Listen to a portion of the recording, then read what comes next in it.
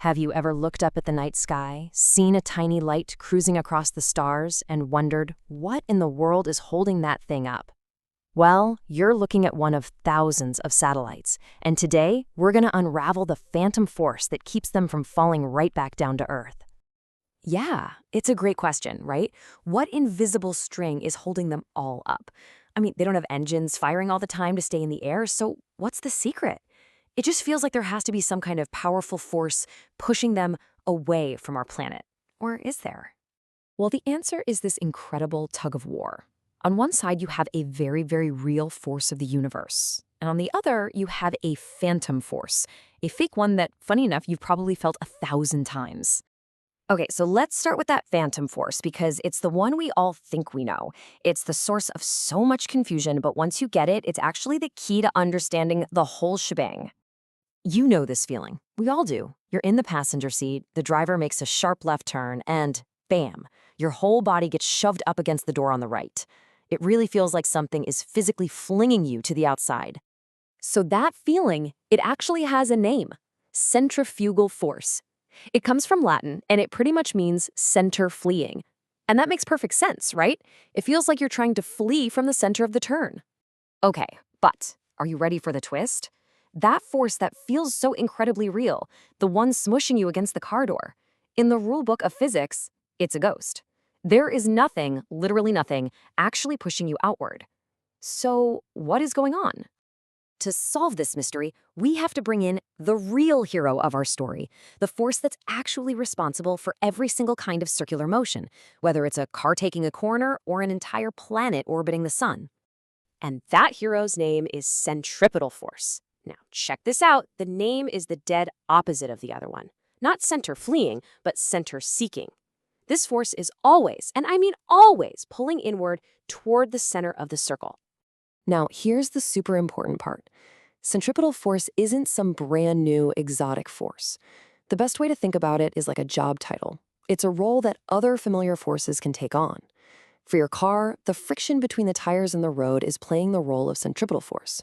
For a yo-yo on a string, it's the tension in the string. They're all doing the same job, pulling inward. All right, let's put them head to head. Centripetal force is real. It's an actual inward pull. Centrifugal force is just the feeling of an outward push. And that feeling is caused by one simple thing: inertia. That's just your body's natural tendency to keep going in a straight line. When the car turns left, your body wants to go straight, so the car door has to push inward on you to make you turn with it. That inward push from the door, that's the centripetal force. You know, there's a quote that just nails this difference perfectly. Centrifugal is your brain thinking it's being pushed. Centripetal is the wall actually doing the pushing. One's a perception, the other is reality. Think about your washing machine in the spin cycle. The wall of the drum provides the real inward centripetal force that keeps your clothes from flying all over the laundry room. But the water droplets, they aren't held in. They just follow their inertia. They try to go straight and end up flying out through the little holes in the drum. That's the centrifugal effect in action. So we get it for cars, we get it for washing machines, but now let's go big. I mean really big. Let's take this same idea and apply it on the grandest scale possible, putting a satellite into orbit around the entire planet. To get this, we've got to go all the way back to Isaac Newton and this brilliant thought experiment he cooked up. Imagine a cannon on top of a mountain so tall that it's above all the air, so there's no air resistance. Okay, so you fire the cannon slowly. The ball travels a bit and then falls to the ground. That's path A. Now you fire it faster. It goes way further, but it still eventually hits the Earth. That's path B. But then, here's where the magic happens.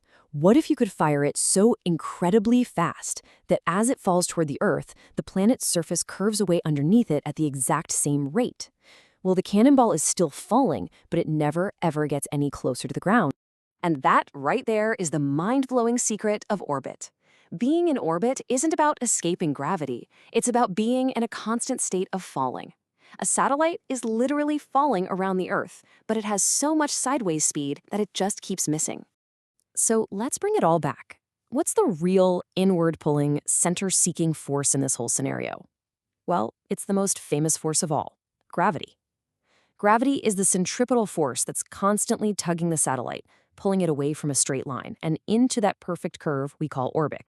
Now, if your brain is spinning a little bit right now trying to wrap your head around this, please don't worry. You are not alone, not by a long shot. This is one of the most famously confusing ideas in all of basic physics. Get this, 80%. That's the share of first-year physics students in one study who couldn't correctly explain what happens in a simple experiment on this topic, even right after watching it with their own eyes. So yeah, this is a tricky one for sure. And it makes total sense why it's so confusing, doesn't it? Our entire lives, our bodies have been screaming one thing at us. We're being pushed out. But all along, the real physics has been quietly doing the exact opposite, pulling us in. All right, so let's tie this all together. When you boil it all down, what are the key things you absolutely need to remember? Okay, number one, centripetal force is the real deal. It's the inward pull that makes stuff go in circles. Number two, centrifugal force is the fake feeling. It's the phantom push that's really just your own inertia. And finally, understanding this dance is the key to everything from engineering a safe turn on a highway to placing every single satellite in that beautiful cosmic ballet above our heads. But that leaves us with one last, really cool idea to chew on. We call the centrifugal force fictitious, but man, that feeling is as real as it gets. So could we actually use that fake force for something incredible? Could we build giant spinning spaceships that use that phantom push to create artificial gravity for astronauts on those long trips to Mars? The physics says absolutely, and that simple feeling you get in a turning car might just be the key to humanity's future in the stars. Thanks for joining this explainer.